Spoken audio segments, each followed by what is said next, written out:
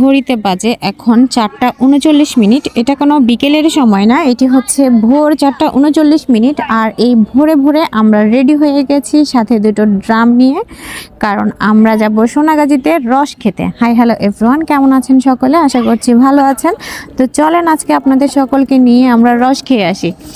তো সবাই মিলে বের হয়ে গেছি। সবাই মিলে বলতে আমাদের সফরসঙ্গী হিসেবে ছিল আমার বইনা জিয়া আর হচ্ছে আমার একটা ভাই। তো আমরা দুটো বাইক নিয়ে 4জনে মিলে বের হয়ে গেছি রস খাওয়ার জন্য, সোনাগাজীতে যাব সেই জন্য।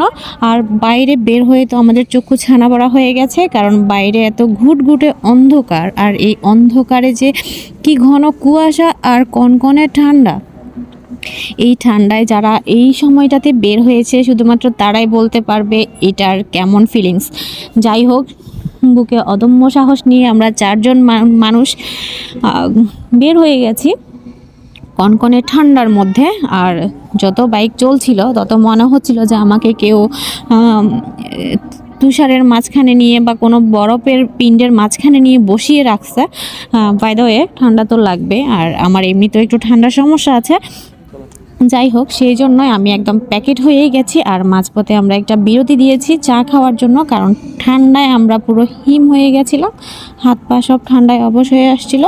সেই জন্য আমরা মাঝপথে একটা দোকান খোলা পেয়েছি, আর ওখানে আমরা চা খেয়ে নিয়েছি। তখন ঘড়িতে বেজেছিল ভোর 5টা 30 মিনিট। তো ভোরবেলা আমরা চা খেয়ে আমরা আমাদের গন্তব্যে রওনা দিলাম।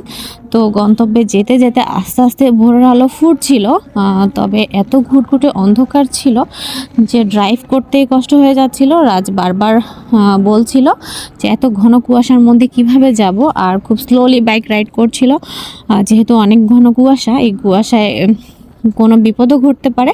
যাই হোক, ফাইনালি অল্প অল্প করে সূর্যের আলোর দেখা মিলছিল, একটু একটু করে রাস্তাঘাট আলোকিত হচ্ছিল। আর আমরা এই ঘন কুয়াশার মাঝখান দিয়ে একটু একটু আলোতে আস্তে আস্তে করে সোনাগাজীর উদ্দেশ্যে যাচ্ছি সবাই মিলে। তো পথিমধ্যে দেখলাম যে অনেকেই এরকম বাইক নিয়ে যাচ্ছে রস খাওয়ার জন্য, কারণ এই সিজনে অনেক দূর দূরান্ত থেকে অনেক মানুষ এরকম বাইক নিয়ে সোনাগাজীতে পৌঁছায় রস খাওয়ার জন্য, কারণ সোনাগাজী হচ্ছে রসের রাজ্য।